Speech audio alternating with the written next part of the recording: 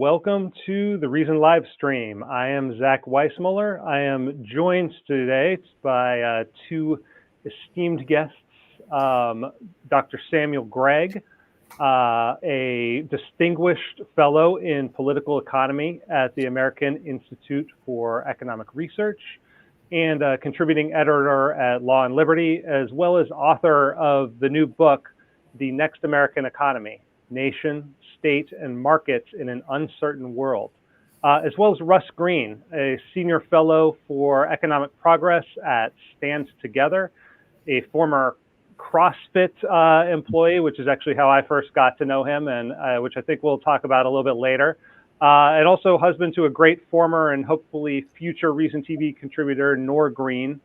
Thank you both for joining me. You've both done some really important work on today's topic, which is environmental, social, and governance, or ESG investing. Here is Samuel's contribution to a recent Law and Liberty forum on the topic, Why Business Should Dispense with ESG. This is Russ's contribution, What Are the Aims of Business? I want to start with you, Sam. You've elsewhere contemplated whether whether the rise of ESG, also known as stakeholder capitalism, is a threat worse than socialism. So let's start by defining terms as best we can. What is ESG in the broadest terms possible, and why is it a potential threat? Well, thanks for having me on, Zach. It's great to be with you on Reason TV. It's also good to be here with Russ, whose contributions to this debate I think has been very important. ESG, as an acronym suggests, environmental, social, and governance, is the idea that businesses, private businesses, whether they're single owner or whether they are publicly traded companies, have a responsibility to include among other goals, not least among which, of course, is what I think is the telos of business, which is, of course, profit and shareholder value, that they have an obligation to be pursuing other goals that are deemed to be important for the overall well-being of society. And that's typically broken down in terms of environmental issues, social issues, which includes any number of particular causes, almost all of which I think would be fairly described as progressive social causes, and then governance issues. And the governance issues can range from things like just good corporate governance that we would normally expect from publicly traded companies, to the idea that other entities, other what are called stakeholders, have a role in shaping the agenda and goals of a given set of businesses or corporations. So that's broadly speaking what it's about. And in many respects, it's not a new thing, because there have been lots of attempts over the past 30, 40 years to try and move business in a direction whereby profit and shareholder value become one of just many particular goals that people think businesses should be pursuing. Corporate social responsibility was another of these movements, right, back in the 1980s and 1990s. So this is not a new phenomenon, but it's taken on a much bigger profile, I think, because so many very large publicly traded corporations have signaled very publicly their adherence to this as a sort of worthy thing that business should be pursuing. Now, we can get into the details of whether businesses who adopt this rhetoric actually pursue that type of internal policy when it comes to how they actually manage themselves, because one of the things I've discovered, there's often a big gap between the rhetoric and the reality of these things. But the prominence that it's been given by very major business leaders, and of course, the Business Roundtable statement of 2019, which was all about stakeholder capitalism, represented a shift away from the BRT's traditional focus upon shareholder value, and this movement of it, at least in the direction of saying, well, stakeholder capitalism is here, we have to pay attention to it, etc., it adds up, I think, to a broad attempt to try and shift business away from what it's supposed to do, what its really defining purpose is. And my fear is that in the long term, it's going to end up with a lot of businesses understanding themselves as being something between a commercial enterprise and a type of mildly left-wing NGO. So that's a sort of broader problem, I think, that's going on with this particular movement. And Russ, do you broadly agree with that characterization of what ESG is? Would you add any modifications? And what do you view as kind of the most concerning things about this development? Yeah, Sam primarily focused on the firm level, like at a single corporation, and that for the most part is accurate. But there's also always been a systemic side to this, right? ESG began as a United Nations hosted and convened endeavor in 2004. And from the beginning, you can read their original documents. One of them is called Who Cares When's. It was always understood that ESG would necessitate globally coordinating financial allocation and regulation towards the UN's Sustainable Development Goals. So, why that it requires that sort of coordination should be sort of immediately obvious based on what Sam said, right? Because if you have just individual companies deciding not to invest in things for ideological reasons, you're really just creating opportunities for other people. In economics, that's called an arbitrage opportunity, right? So that's a problem because really you're not advancing the political and social goals that you're supposed to be advancing.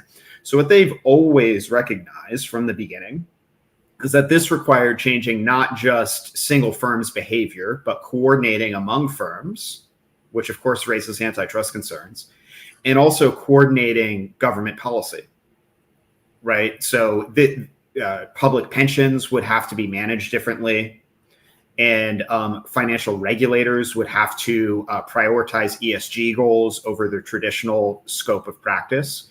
So it's really astounding if you look at these original United Nations documents and everything that's contemplated way back in 2004, so much of it has actually happened. I mean, I think it's the first United Nations plan that's actually worked, right? Like, when I studied them at Georgetown, like we would always laugh at the UN, like they've never done anything well. Well, they finally did something, so good for them. But, unfortunately for us, it's economically destructive. Well, I want to talk about, what some of those mechanisms for coordination are, because that kind of gets to the root of one of the issues here, which is how much of ESG, is a market phenomenon, and how much of it is, being imposed by some sort of either government or, international body.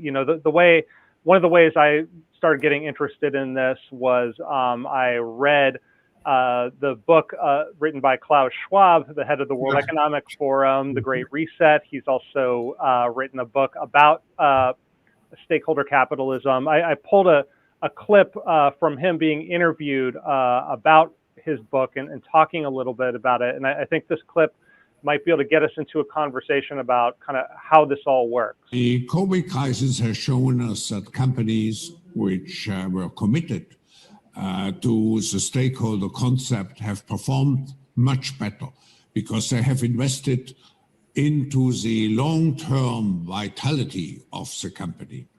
So what we have to do now, and what is very important, is to walk the talk. And walking the talk means not just to talk about stakeholder capitalism, but also to establish a framework of metrics which allow everybody to see that a company is performing according to the ESG criteria. So there's two components there to what he's saying. First is that ESG through the pandemic proved to be a good thing because it incentivizes companies to think longer term. And so he's making an assertion that companies that committed to ESG fared better throughout the pandemic. I would be curious if you have any spots on that or have seen the empirical data related to that. The other part of his claim is that, or what he's calling for is some sort of mechanism to better be able to either rate or coordinate whether companies are actually complying, like setting some sort of, I guess, global ESG type standard. So let's take the first part of that first. Is there evidence that ESG was actually a good practice for companies to make it through an unexpected global event like the pandemic? Well, if I'll go first before Russ, one thing I'll say is that in the article of mine that you put up at the beginning of our conversation, I went through and actually looked at some of the both the measurements that were being applied by different ESG ratings agencies, and what you discover is they're all over the place.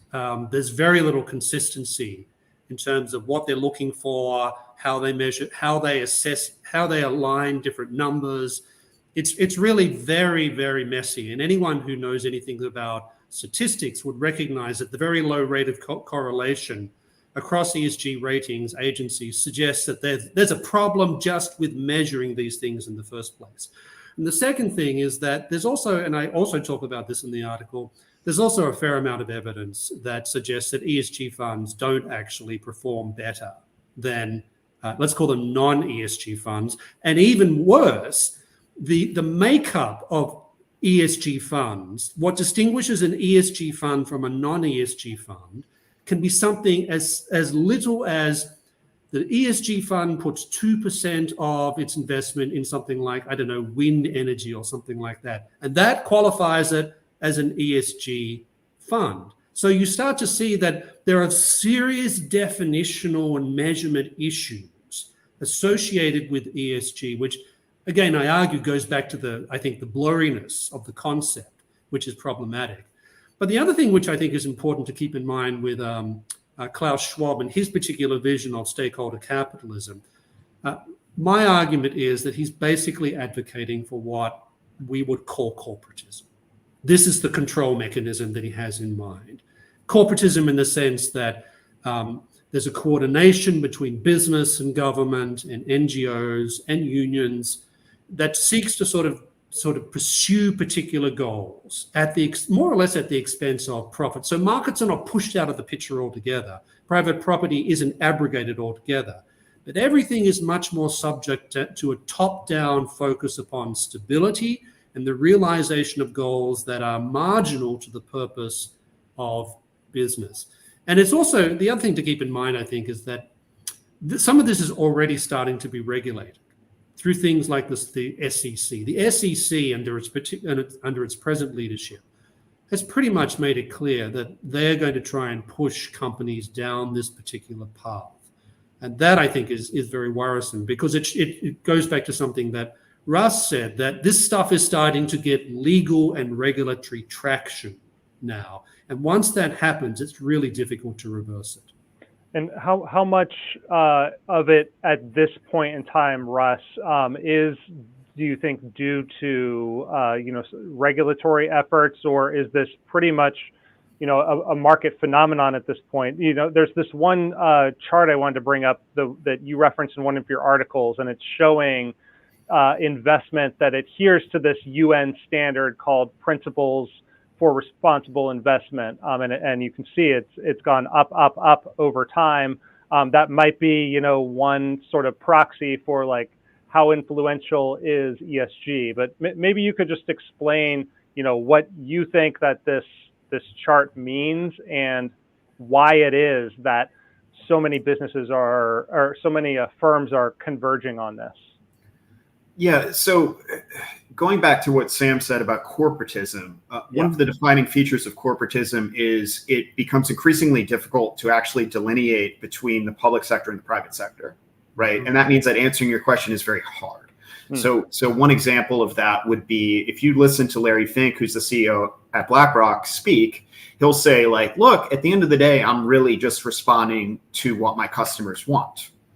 So if you just hear that right off the bat, you think, oh, okay, he's just responding to, basically what private sector customers want. But that's actually not the case, right? Because if you look at who BlackRock and not just them, any large asset manager, who many of their largest customers are, we're talking about public pension plans, right? The CalPERS, CalSTRS, right? The New York State, right? And these are, they're run by governments, right? And then in addition to that, obviously BlackRock has very significant dealings with the Chinese government as well. So there are very significant levers of power that are being exerted to push ESG. And then even beyond explicit policy, there's also implicit threats, right?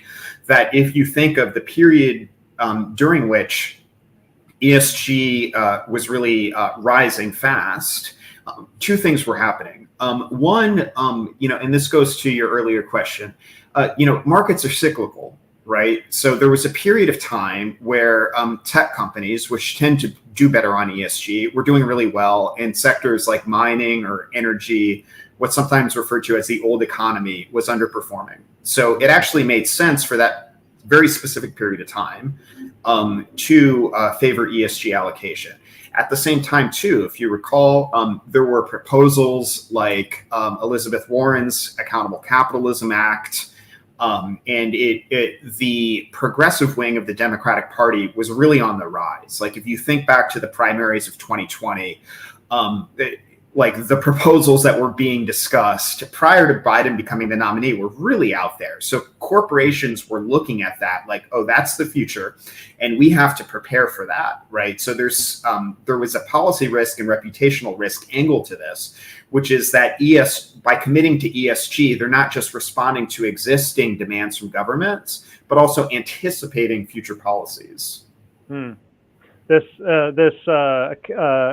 Accountable Capitalism Act that you mentioned, one of the components of it is that U.S. corporations would be required to allow their workers to elect 40% of the members of their board of directors. And it's not just kind of the Elizabeth Warren wing of the Democratic Party that's talking about this. Our president ran kind of echoing that message, kind of incorporating that into his rhetoric. I've got a clip from Biden talking a little about this that I'll play real quick. It's way past time we put an end to the era of shareholder capitalism. The idea the only responsibility a corporation has is with shareholders. That's simply not true. It's an absolute farce. They have responsibility to their workers, their community, to their country. That is a new or radical notion. So, I mean, he says it's not a new or a radical notion, and this kind of goes back to a debate that, has been raging for a long time. This article I just brought up is the so-called Friedman doctrine, Milton Friedman's famous, New York Times essay saying that the social responsibility of business is to increase its profits and to increase shareholder value, and that anything beyond that is kind of a distraction. And this is kind of like an unwinding of that over the following decades. But what are the possible downsides of something like increasing worker power, the power of labor to determine the composition of a corporate board? It kind of sounds, I'm sure to a lot of Americans, that sounds like a good thing. It's like sticking it to the powerful billionaire CEOs who are hoarding all the money. But what are the possible downsides of that? Well, there are quite a few, and we know this because the model that's being proposed, literally having workers elected to boards. What they really mean, of course, are trade union officials. Mm-hmm. That's who the people are that would be elected under this scheme. And we know this because this is precisely what happens in, for example, contemporary Germany, and even to a certain extent Austria and some other European countries, where some of this is already mandated by law. And it's a classic, it's called worker co-determination. And this is a classic corporatist move. If you look at most corporatist regimes. This is one of the things they stress over and over again. And of course, worker really means trade union official. We need to be clear about that. And one of the things that it results in is that remember that the trade union official is not so interested in things like how entrepreneurial the company is going to be, whether it's going to seize advantages, whether it's going to be nimble and to adjust to new circumstances. The trade union official is interested in stability of employment, stability of currently employed employees. What this means is that anything that comes along, whether it's new technology or a change in market conditions or a new entrepreneurial invention that challenges a particular way of doing things in a given industry, the trade union official is not going to be saying, well, we need to take advantage of that, and maybe that means we need to fire some people and bring some people on if we're going to maintain our existence, let alone profit as a company. They'll say, no, we want the status quo to stay in place. And that's one reason I think you find average levels of productivity in so many of these particular countries considerably lower than those countries that do not have these types of arrangements. And at its worst, it facilitates outright corruption. The Volkswagen Corporation in the 2000s is a classic example of that. It needed to make some adjustments to changed market conditions. They found that the union officials on the board and the what's called the Work Council were not amenable to these changes until the Volkswagen Corporation decided to start literally bribing them to change their position on these sorts of things. So, and I talk about this quite a lot in my book, The Next American Economy, on the chapter on stakeholder capitalism, because it shows again that what's behind this are not new ideas. This is very much a type of corporatist mentality under a different lexicon that's being brought to bear upon the way we talk about these questions today. Right. So that's something actually that Biden's right about, that it's not some new and crazy idea. It goes back over 100 years. We've been having this sort of debate. One thing I would add, though, is I think when the stakeholder capitalism advocates speak, they make sort of a false equivalence, which is that sort of, they say, well, now we have shareholder primacy and we need to move to a system of stakeholder capitalism so that companies can put stakeholders first. As if right now we have a top-down mandate that everyone's got to do shareholder primacy. And, really we just have to move towards a freer system so they have the option to do stakeholder capitalism. That's completely false. Just completely false. Right now, if you want to start a company that is 100% committed to stakeholder capitalism, you can incorporate as a benefit corporation, which most states have that option. And it will be in your charter for the lifetime of your corporation that you can put your stakeholders first, right? You can do that right now. You can do that. When you see that most companies, especially the highest, most valued companies, are not doing that, that's due to a choice that they made, right? Because you have a choice not just how you incorporate in this country, but also where you incorporate. And it turns out that most, not all, but most publicly traded companies are incorporated in Delaware, which tends to be more of a shareholder primacy friendly state.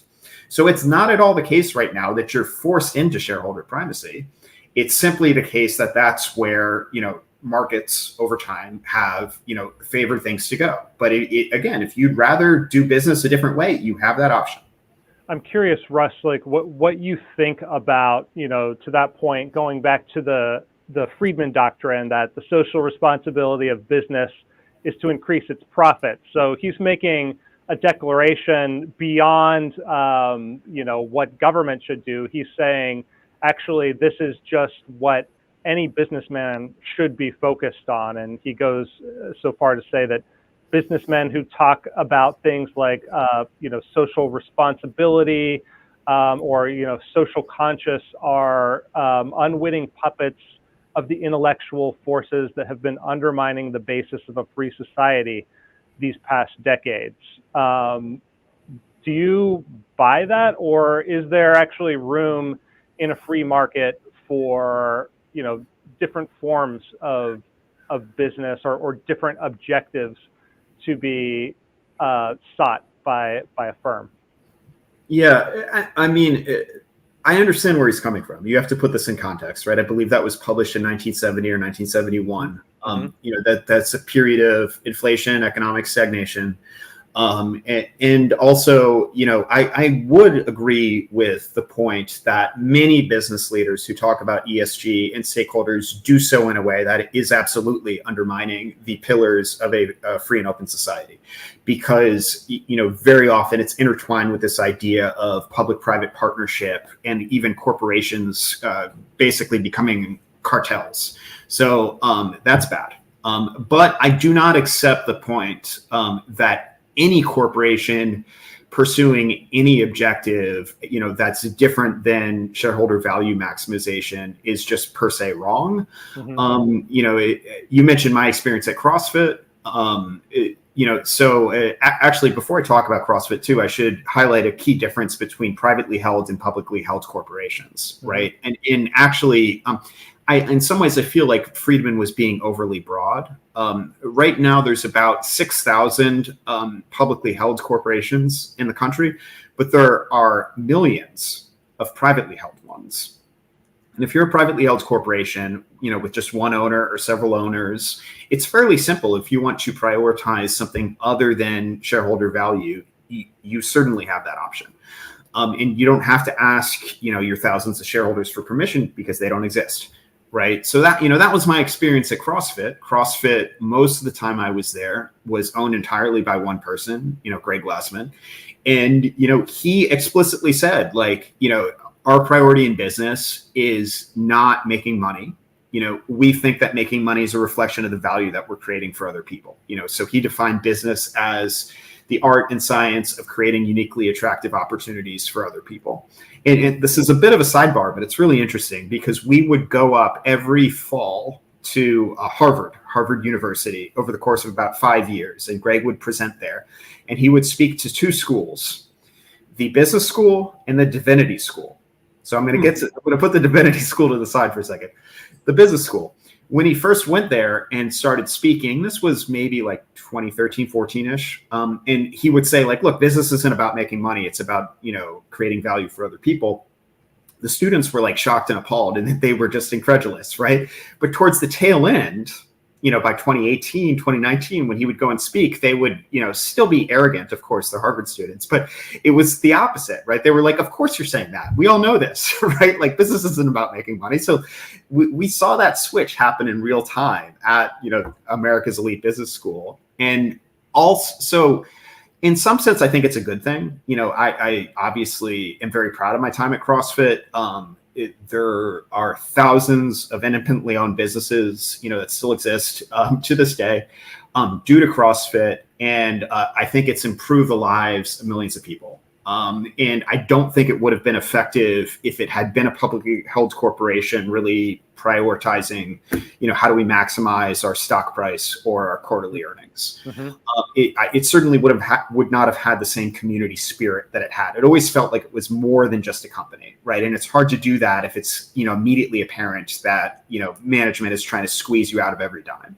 Now, another example of someone who has taken a slightly different philosophical approach to running his business is John Mackey, the outgoing CEO of Whole Foods. And Nick Gillespie interviewed him earlier this year. I'm going to play a brief bite from that interview in a second, where they talked about ESG, because Mackey was one of the most kind of outspoken proponents of this idea of conscious capitalism. Right. Which is the idea that you can harness the power of capitalism and profit for some positive social good, which obviously is in tension with that Friedman doctrine we were just talking about.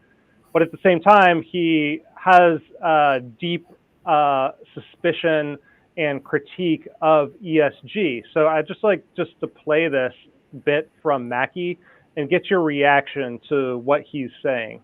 Worries me right now is that, conscious capitalism is a management philosophy. It's a way you should manage your business. You should figure out what the higher purpose of your business is. And that's always going to be in value creation for other people. Yeah. It's about whatever it is. You're creating some value for other people, or you wouldn't have a business in the first place. Whole Foods' higher purpose is to nourish people and the planet. Secondly, it's about the stakeholders, that they all matter and they're interdependent. And then it's about creating, leadership that's more awake, more conscious, and then cultures where people flourish. That's the 4 pillars of conscious capitalism. But I'm very concerned that people are, that it's being co-opted, that it's a management philosophy, it's not a governance system. So ESG, and I'm oftentimes having to defend conscious capitalism, which is being conflated with ESG thinking, which is basically a political philosophy that's trying to force corporations to adhere to their particular political philosophies and taking away power from the shareholders. It's really what it's about. That's not what conscious capitalism is. Conscious capitalism is a philosophy, a way to think about your business that is just a little bit more enlightened, a little more, and I think it's going to be a more successful way to manage your business as well. It's not about distorting the governance system to take away the power from the investors. That will screw up capitalism. And maybe I think that's the intention all along. So what do you make of that, Sam? Because he's saying there that that there's a difference between a management philosophy where you're kind of weighing these different concerns versus a governance structure. Is that legitimate, or does one kind of necessarily lead to or flow into the other?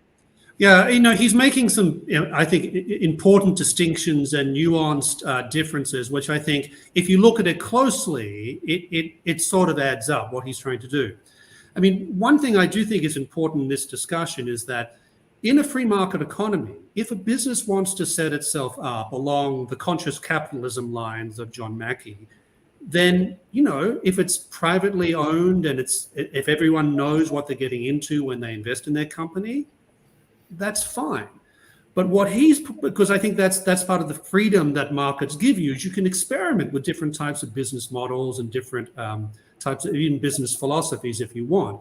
But what he's pointing to, I think, is this problem of ESG being effectively mandated, because that, I think, is really what the long-term objective is to mandate this stuff. And even if you go back and you look at, say, Friedman's article, Friedman does not say that business is free to just simply ignore the social environment around them. He doesn't say that business has a license to engage in willful destruction of the environment. He doesn't say that businesses shouldn't be conscious of the type of communities they're working in. He's very clear that any sane business leader is going to pay attention to those sorts of things. But that's different from making those sorts of things part of the actual objective and then mandating it for the rest of society. Because I think this is another point which it's worth keeping in mind here. And I say this in a lot of different contexts.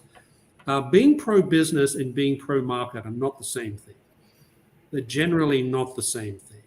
And what Friedman is pointing to in his article is business leaders, many of them, are looking for opportunities for collusion, for cronyism, for ways of protecting themselves against market pressures. And I would argue that in some respects, ESG is operating in some of those, in a certain way like that now. So, for example, in my article on this subject, I quoted from a McKinsey article. McKinsey is woke management on stilts as far as I'm concerned. Right? They really are. But if you look at what they say, so they acknowledge that there are lots of critiques now coming out about ESG, and they even say some of these critiques are accurate. But then they go on and say, well, basically, if you don't accept ESG, then you endanger your, quote, social license to operate. So I don't know how to interpret that as anything else but a sort of implied threat, that if you don't embrace these ideas, then somehow you're going to be pushed out by regulation or other different forms of coercion from being able to operate in the marketplace alongside other companies. So this is the sort of insidious side, I think, because I think that they're in many respects, they're misrepresenting what Friedman said. But also they're getting to the point now whereby they're using ESG A lot of businesses are starting to use this as a way to invoke regulation against actual competitors and potential competitors as well. Well, just to try to make, and I almost hesitate to do this, but to try to make the case for that, or that is being put forth for stakeholder capitalism, just to have you respond to, what they're trying to achieve here, which is that we, in the 21st century, we're all, interconnected to a degree we never have been before. We've got global problems. They're recognizing that markets are good and that markets can achieve goals. And so the best thing we can do, like they're moving beyond something like communism and saying that the best way to address these externalities that result from a free market, like environmental degradation or kind of the effect on local communities and health and so forth, is to just integrate that into the market system. So this is, in a way, Elizabeth Warren, who we talked about earlier, frames it as she's trying to kind of fortify or save capitalism so that it can continue in this global economy. What is wrong with that reasoning?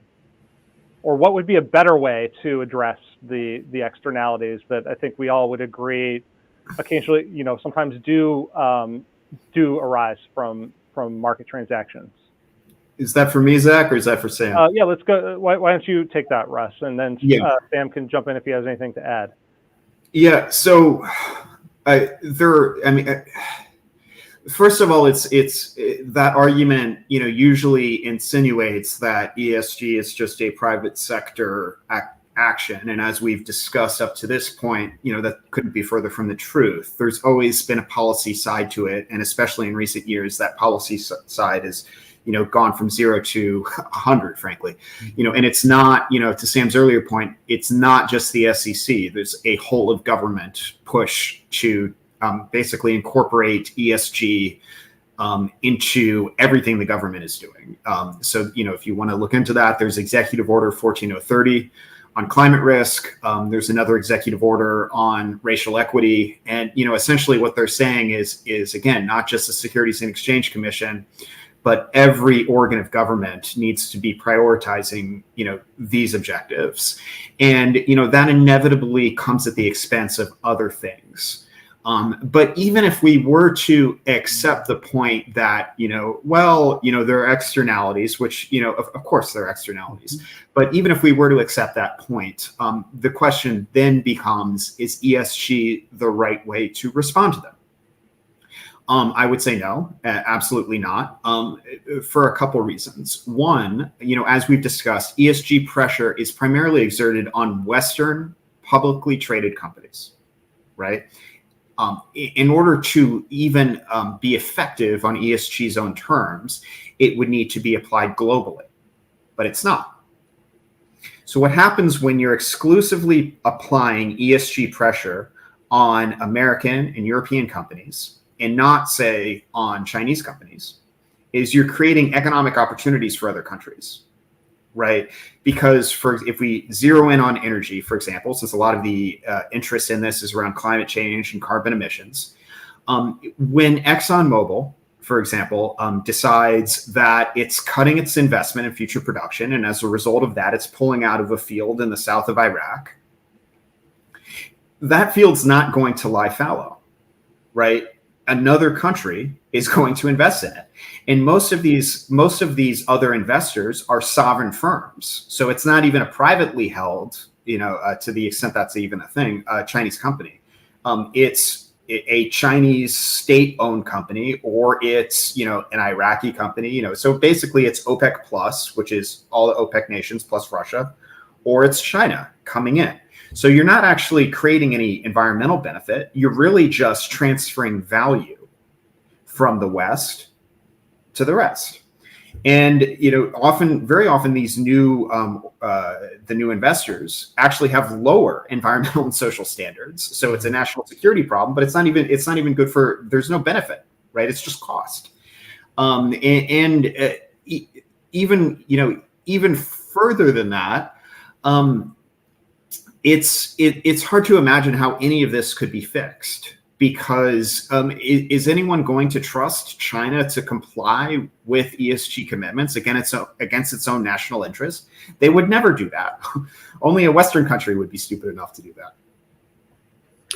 Just to add on that point I'm very glad that Russ mentioned China, because it points to what I would call the selectivity problem that a lot of ESG has. So, for example, I remember debating back in January a Stanford professor who was a proponent of the ESG, and she was making some interesting points, and I just responded. I said, well, I find it interesting that I hear a lot from ESG advocates about different human rights abuses around the world, and this is a problem, and private companies and shareholder-owned companies shouldn't be in any position whereby they're helping this happen, et cetera, let alone profiting from it. But I said, I don't notice ESG funds talking very much about China and the gross abuses of human rights that are going on in China. I didn't notice ESG funds and outfits talking very much about Russia until Russia invaded Ukraine. Now, the Putin regime was in place a long time before the Ukraine invasion. The Chinese communist regime has been in place a long time before it started behaving the way it's been behaving for a while. And the response that I got was, well, businesses have to deal with reality. They have to deal with these different circumstances. They can't be too picky about these things. In other words, the double standard that inevitably starts to emerge when you take it, particularly as Russ has pointed out on a number of occasions, from the firm level to the political and global level, you start to see the inconsistencies and the incoherence of the system. Because if you're going to be against companies doing things that might contribute to, or at least prop up regimes around the world that you don't then you've got to apply that across the board, right? So that means China, that means Russia, that means all sorts of very unpleasant regimes that a lot of the ESG people just didn't want to talk about until it became impossible not to. The last thing I'll say is, in terms of the sort of double standards, we talked a little bit about the Business Roundtable at the beginning, right? Their 2019 statement. Well, there's been some very good research done by some people at Harvard Business School that both Russ and I have talked about on different occasions, pointing out that if you look at the firms that signed up to the BRT's renewed statement of purposes for corporations, and you look at their internal bylaws and how they operate, very few of them have actually changed to adopt more of a stakeholder model. So that's just an empirical example of the difference between the rhetoric that we hear from a lot of companies about this and the way that they behave. Now, that's not to take away from what Russ and I are both pointing to, which is the very dangerous political dimension of this, the way in which this is being used by more or less progressives to try and reshape, re-engineer the way that economies work. But the degree of hypocrisy about this, I think, is worth mentioning because it shows the difference between the way that people talk about this and what they actually do in practice. I pulled a couple examples of what you're talking about, I think, with the kind of selectivity or the double standards. This is Elon Musk tweeting. He calls ESG a scam. He's mad because Tesla didn't make the list for the top 10 best in the world for environment, social, and governance by S&P 500, while Exxon did. There's this report that came from some Utah lawmakers who were divesting kind of state funds from ESG, that part of their reasoning was that Russian energy giants Gazprom and Rosneft outscored American energy companies, ExxonMobil and Chevron, on the S&P's ESG scale. And that's despite the fact that Putin is the majority owner of Gazprom. There's also some mention of Chinese companies down there, which we all know the government also has a majority stake in. So what is the actual reason for that? Why are these authoritarian countries getting kind of higher rankings on higher ESG rankings? What explains it? What's the mechanism? Well, I'll just say one point, and then I'll let Russ say something. It's partly because of something I mentioned before, which I talk about in my my initial article on this in Law and Liberty about this, which is the incoherence of the measurement system. And if you look across the board, I think there's only something like 52% correlation between the different ratings that are used by these particular types of agencies. And anyone who knows anything about ratings will tell you that shows a fair amount of disagreement and dissonance about what counts as ESG and what doesn't, which is just part of the problem, because when you can't actually define what it means, then it means whatever you want it to mean. Mm-hmm. And that's particularly problematic for obvious reasons, I think. Yeah, and I would also emphasize, again, this started at the United Nations, mm-hmm. right? And, that's significant because historically there's been frankly a double standard, which is that if a Western country, such as the United States, which has been decreasing its, carbon dioxide emissions fairly consistently for over a decade, where the United States is constantly attacked for climate reasons, whereas China, which emits more than the United States, the European Union, and India, all combined, and is increasing every year, and is investing enormous amounts in coal and natural gas. China is praised for its climate action, which cannot be justified on a scientific basis. And it really comes down to this conceit that essentially China is part of the global South, or it's a developing nation, and therefore it cannot be held to the same standard as the European Union and the United States. So this double standard really has been baked into the system from the beginning. And there's another aspect of this which should be seen as modifying or adding nuance to what I said about CrossFit earlier, which is that a lot of this is sort of a replacement religion. Right. That when you point out these just very practical and logical objections to ESG, people very rarely change their minds, which suggests that it's about something else, right? There's a invincible ignorance aspect to this. So, when we would go to Harvard, us, all the CrossFit people, we would not just speak to the business school people, but also to the divinity school. And Harvard Divinity School had a group of atheists there who'd put out a report called How We Gather. And it said that there's this whole generation of young people who have no religion, but they're turning to corporations, mostly, as a replacement for religion. And one of the corporations they highlighted was CrossFit.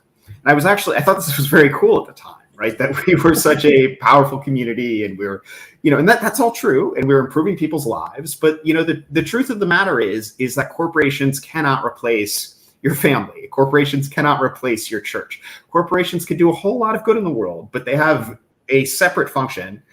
Again, I stand by the claim that function doesn't necessarily have to be shareholder value maximization, but they do have a separate function from a church or a family or a community organization, right? And I think confusing those things is actually very dangerous socially. And, you can look at examples of that, of companies that really went all in on that sort of corporate religion angle. It's stuff like, if you've seen Adam Newman at WeWork, if you've seen the documentaries about him, he was all about that, right? He was saying, this new enlightened generation doesn't need property, and don't you want to live in a community? And meanwhile, his whole bet is on him owning real estate, right? Or, you've got Sam Bankman-Fried. It's the exact same thing, right? Effective altruism in many ways is sort of a new modern religion. And that's, of course, all covering up for the fact that he's committing fraud on a historically massive scale. And, we could list off 5 other examples, right? And, the problem is that we have spiritually hungry people, and we also have people who are just lonely. They're looking for communities, and corporations and other people, politicians for sure, are exploiting them by selling them on, these hopes and dreams. So, it's I think it's not just politically problematic and economically problematic, but I also worry about the long-term social impact. Can I add one thing to that? Because I think this is really important. What's interesting about this phenomenon, and this is one of the things I focus on about, that business has a distinct purpose. That's why it's not a family. That's why it's not the military. That's why it's not a religious organization. I tend to think about these things in Aristotelian terms, that the telos of business is a very specific thing, notwithstanding Russ's point about it can be more or relatively expansive depending on who owns the business. But the moment a business starts behaving like a family or a family like a business, there's bound to be all sorts of social dysfunctionalities that go along with that. And the second thing I'd add, though, is that I think it also reflects a lack of confidence among a lot of business executives and business owners about the good that they do precisely by being in business and pursuing commerce. Because yes, it produces a profit, but think about all the different things that profit enables that the company doesn't consciously choose, but which happen as unintended side effects, whether it's more jobs or higher wages in some instances, or giving people capital and financial resources to do all sorts of things that have nothing to do with the economy. And business people, in my experience, are generally not very good at explaining this dimension of business and presenting business this way as a worthwhile, worthy vacation that's just as good as being a doctor or being a professor or whatever it happens to be. And I think a lot of business people, they latch on to these things, whether it's ESG or in the past, corporate social responsibility. Say, oh no, don't worry, we are good people. We really are good people. We're not just concerned with this dirty profit stuff. We're concerned with the globe. We're concerned with the environment. And that, I think, it speaks to a problem that the business community has in defending and explaining to people what it does. Well, if we accept that framing that there's a sort of quasi-religious aspect to it, the punishment for speaking out against a religion is usually some sort of excommunication, and it's something that seems to have happened occasionally in the corporate world. I know this is something that you've pointed out in your articles, Sam. HSBC's head of responsible investing was suspended and then eventually quit after a speech that he gave questioning some of the tenets of ESG. I'm going to play just a short clip from his speech just so people can get a sense of what he was saying. I feel like it's getting a little bit out of hand. The constant reminder that we are doomed, the constant reminder that within decades it's all over. We've got regulators in the US trying to stop us. We've got the China problem. We've got a housing crisis looming. We've got interest rates going up. We've got inflation coming down the pipes, and I'm being told to spend time and time again looking at something that's going to happen in 20 or 30 years hence. The proportionality is completely out of whack. And I should have set that up a little bit better. He's talking about kind of all the compliance to, make sure HSBC is meeting climate emissions goals, and so much of his time is just being eaten up with this thing when kind of all the market indicators show that he should be focused on much more pressing problems, and then after this, he's basically pressured out. So are we in danger of kind of a chilled debate around this within, we can all sit here and talk about it on the stream, but really it's important for people in the corporate world to be able to talk about it and debate these ideas. Is that open debate happening? Well, I'll go quickly first, and I'll say that it's interesting that most of the people who have talked about this in the way that you're describing are usually former executives of whatever the company happens to be. So there's been a number, for example, of former BlackRock executives who have, after leaving the company, publicly stated, this is somewhat of a farce, it doesn't work, it's misleading, it's distracting us from some significant major problems. And there are some like Terence Keenley in his recent book, I think it's called Sustainable, who was the former head of this for BlackRock. And he's come out and said, now he's not against the goals. Let's be clear about that. He's not against the goals, but he says as a method and a strategy that it's actually in the long term, he thinks, very damaging for corporations. And what I found interesting about his intervention is that, first of all, I think it was Larry Fink who wrote the forward for the book, which to my mind tells you that there are significant people in corporate America who are now starting to realize, maybe we may have wandered a bit too far down this path, and maybe we need to retract ourselves a bit, especially given something that Russ and I have talked about a little bit, which is the deep unpopularity now of corporate America, not just on the left, where it's always been deeply unpopular, but now on the right as well. And the unpopularity of corporate America on the right, so to speak, really started around about 2019.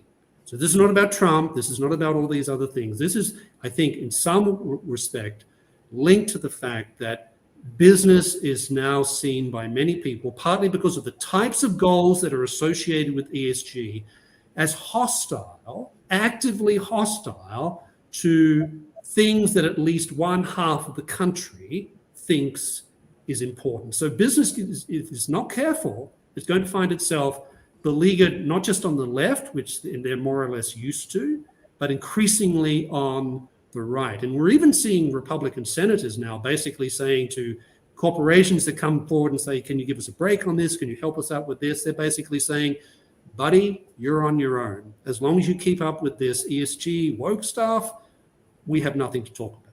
Yeah, and just to follow up on that real quick, we've talked a lot about the environmental aspect of this, but there's also the social plank. And I know you've written a lot about the diversity kind of initiatives that are embedded in ESG, Sam, and the fact that their ratings can be tied to, the makeup of someone's workforce or corporate board. And again, to many people, maybe that sounds like a good thing. It sounds like conscious capitalism, but what are some of the main problems with implementation? Well, first of all, when they talk about diversity, it's all about race and sex. It's all about race and sex. It's not about religious affiliation. It's not about your political inclinations. It's all about race and sex. So it's diverse in some respects, but it's clearly not diverse in other respects. And if you look at some of the funds or the owning corporations of these funds, and you dig down and you discover this is what they actually mean by diversity. They don't mean viewpoint diversity. That is very clear. They're not into viewpoint diversity. So that's one thing. So that's a problem. So in other words, it's misrepresenting. I mean, I don't even like the word diversity. I think pluralism is a much better word, I think, of what America is about when it comes to understanding these things.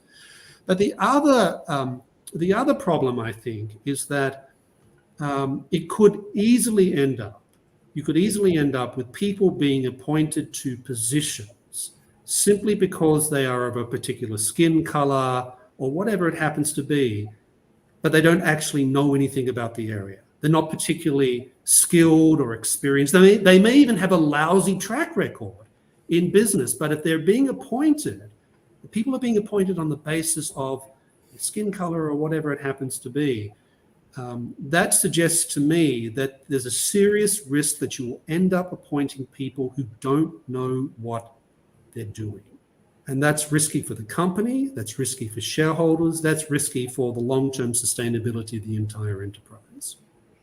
Then what have been the real world problems and results on the energy side of things, Russ? Because, the ESG investing has just pushed kind of a lot of money towards certain companies and away from, or I should even say certain sectors and away from other sectors. And we've seen kind of what has happened in Europe as of late with their dependence on, for instance, Russian gas and oil. Has ESG, since so much money, as we showed earlier, has been kind of put under its umbrella, are there any, measurable real world effects when it comes to something as fundamental as energy? Yes. So I did want to add on the diversity point before I answer to that question. I highly recommend the work of David Bernstein, who's a professor at George Mason University School of Law. The work he's done on racial categories. Look, we had him on the stream a couple weeks ago, so check that out as well if you're watching. Racism is absolutely a problem, but race itself is a social construct. So when these companies are bragging about their diversity data, they're by and large relying on the US government's diversity or racial categories, which absolutely are indefensible scientifically. They make no sense. So if you are a European person from Spain, you're marked as Hispanic, hence diverse. But if you are a refugee from Afghanistan or from Morocco or the entire Middle East, you are not, and there's no rational explanation for that. And I don't think anyone could believe that someone from Spain is likely to face more racial discrimination than someone from Afghanistan or Iran or Egypt. That's just facially absurd. So these companies that are bragging about their diversity statistics are buying into a broken system that has absolutely no intellectual defense. That's point number one. On energy. Yes, this goes back to what I said earlier, which is that when American, predominantly public companies divest from oil and gas production, that's mainly just creating economic opportunities for other nations, very often hostile foreign nations. That's so very often the defense of ESG is, look, we don't divest. Right, like BlackRock and others will very often say, like, look, we're some of the largest shareholders in Exxon, in Chevron, for example. And the problem with that is what they're doing is actually worse, because if they were just not investing in Exxon, then other people would, and there would really be no disruption. But what's happening is that ESG investors have moved from divestment, or that's called ESG screening, to what's now called ESG engagement. And what engagement means is they, and you have to keep in mind, right, that who are known as the big three asset managers, so BlackRock, State Street, and Vanguard, generally are going to vote 25% of the shares at any given publicly traded corporation.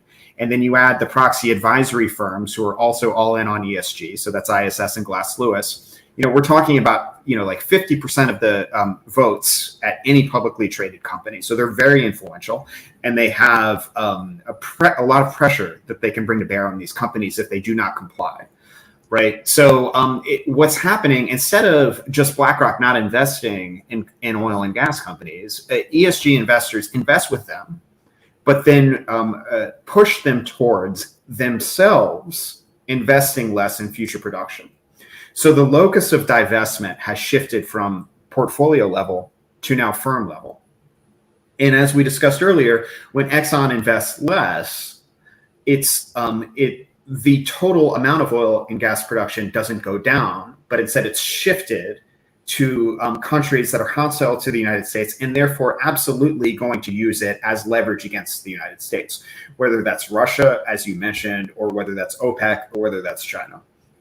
And then I didn't answer one of your questions earlier, which is that if ESG doesn't work, what does, right? Like, what's the answer to this? Because there absolutely are externalities, right?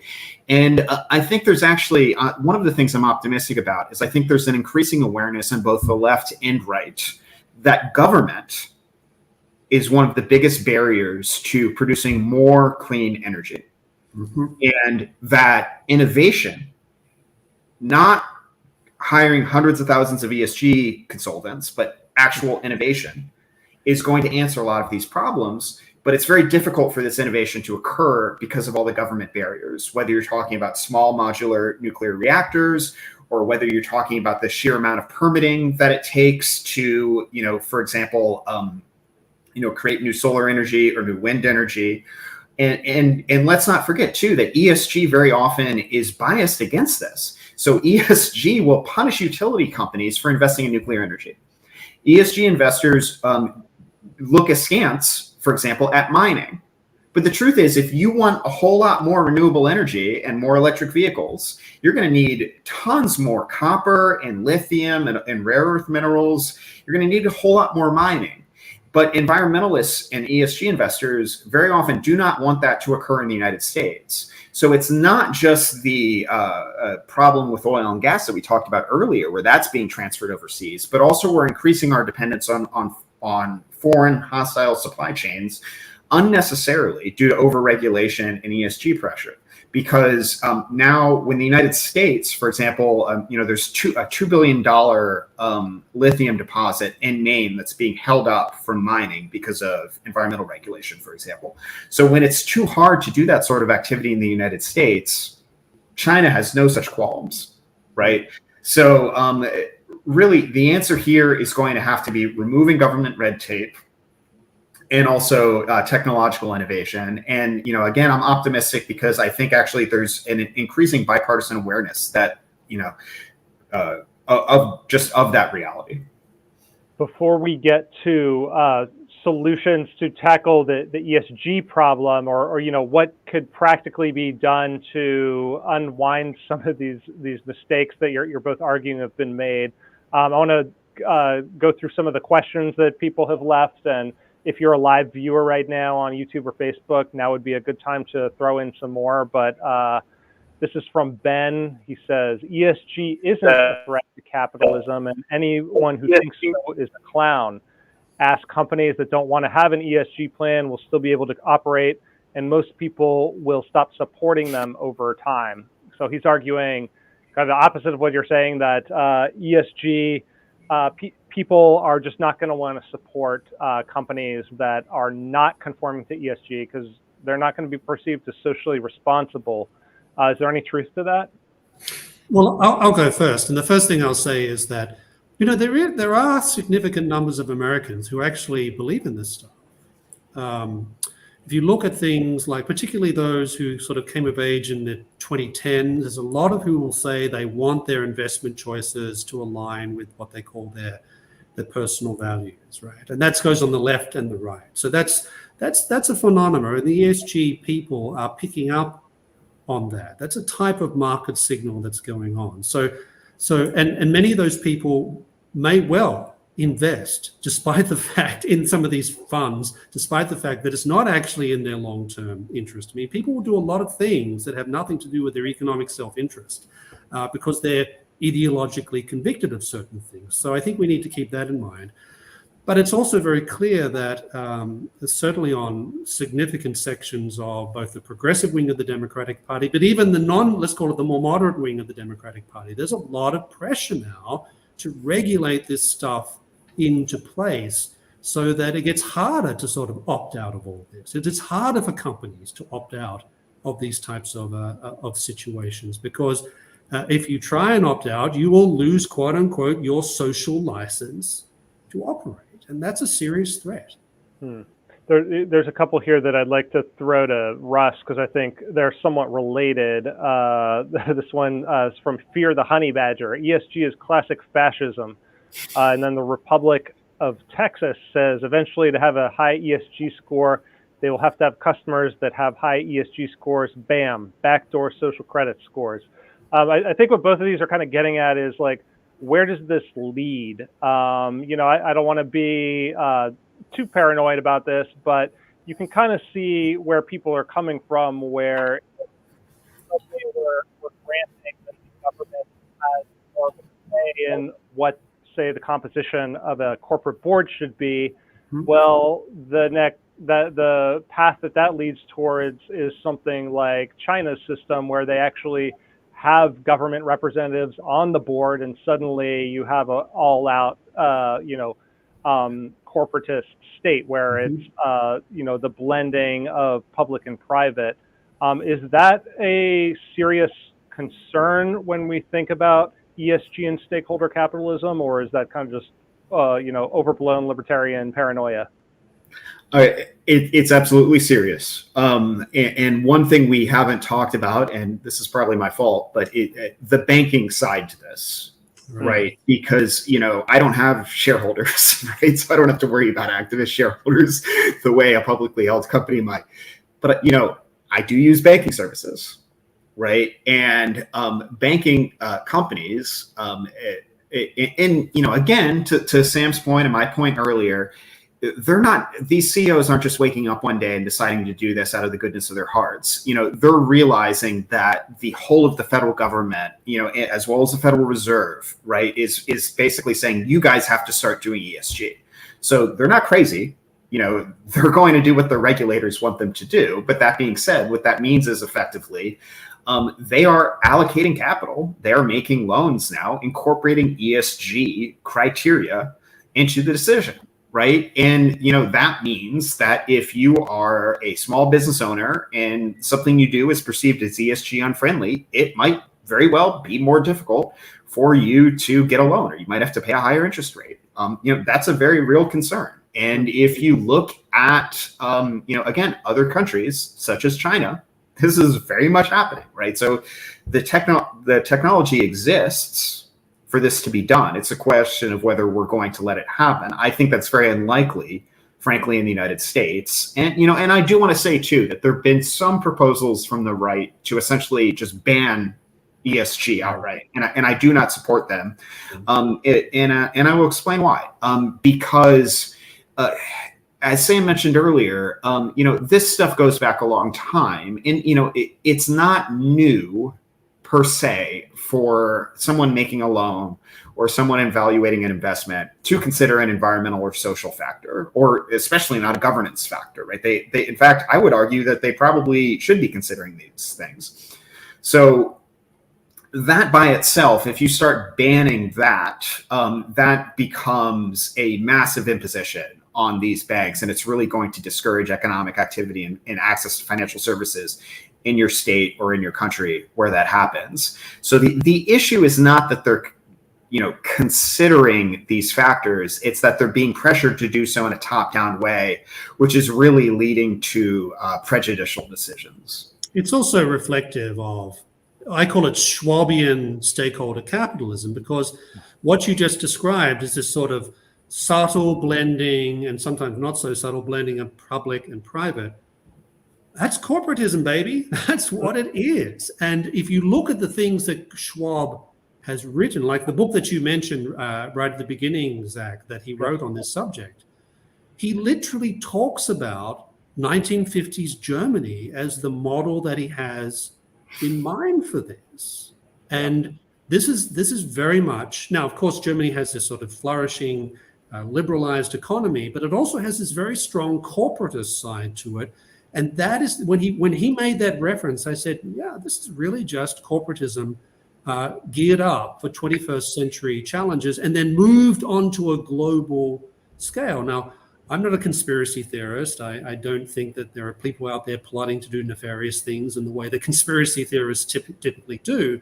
But it is very clear that there are significant portions of political leadership around the world who do see this as a way of, they would call it reimagining capitalism. I would call it emptying out capitalism, leaving a sort of market facade, leaving a sort of private property facade. But underneath, everything is really about collusion. Just to wrap up here, I want to talk about what are some ways to combat this or, keep it at bay. Russ mentioned some of the efforts that have come from the right. This is the text of a bill Marco Rubio advanced called the Mind Your Own Business Act, which is kind of an anti-ESG bill, which you said you oppose these kind of efforts, Russ, because I assume that it's kind of trying to dictate in the other direction that you're not allowed to have, environmental related goals in your company charter, and that's kind of equally intrusive. Is that your reason for finding, what Rubio is trying to do there misguided? Yeah.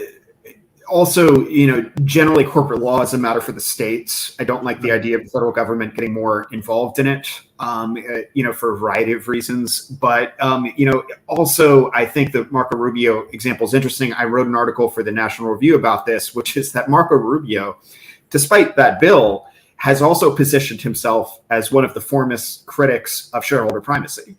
and in fact an advocate of right-wing stakeholder capitalism. So he wants to mandate shareholder primacy, but at the same time, he hates it. I can't figure that out, but I think it's just indicative of, a basic fact, which is that the right of center, which I count myself among them, is late to the party here. And we're just sort of scrambling around trying to figure out what's going to work. Now, I'm actually still nonetheless optimistic because we have facts and economics on our side in the law, but, we are late. So not too late, but late. And then, another point here, though, is I have concerns about specific policy responses to ESG, but I do think that there are appropriate policy responses to ESG.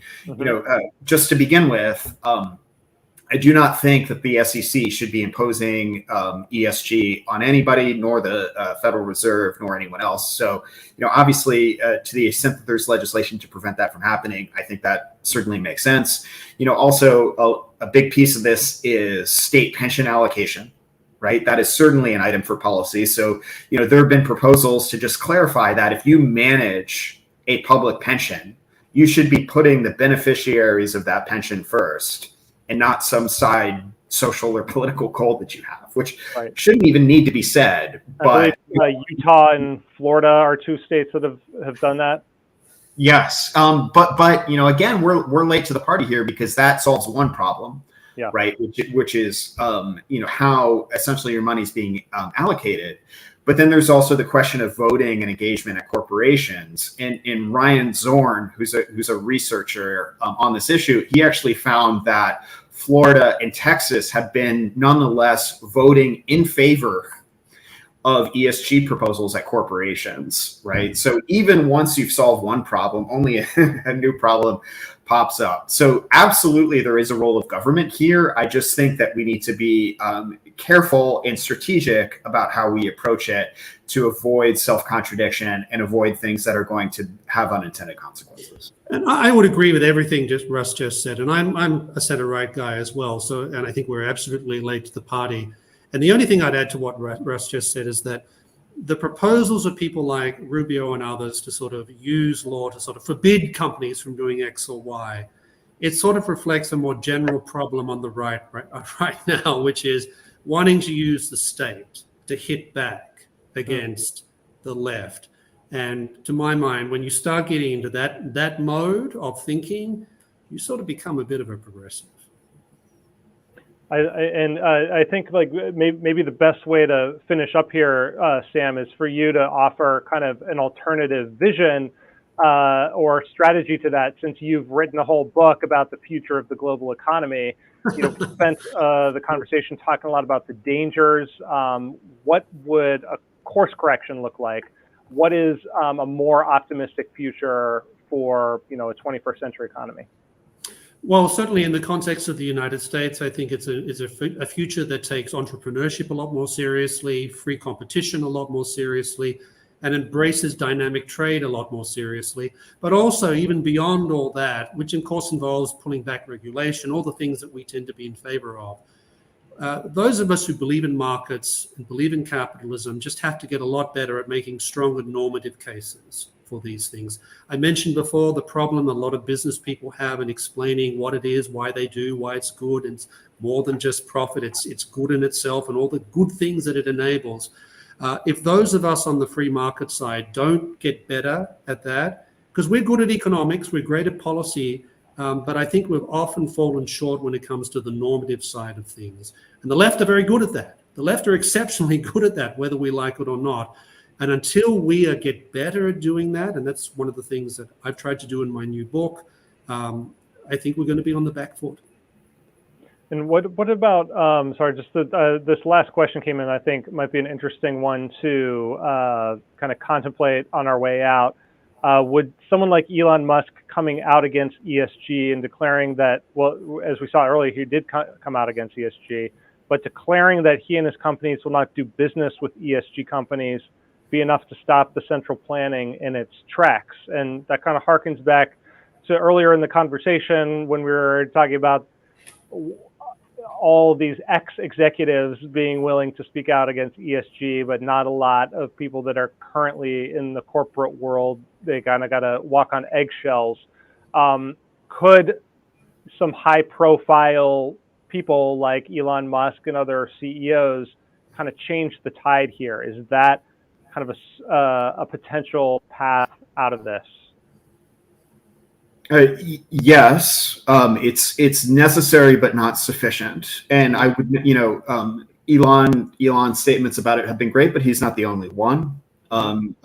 Jamie Dimon, some of you may recall his response to Rashida Tlaib, when she asked why he's still investing in oil and gas, and he said that to stop investing would be the road to hell for America.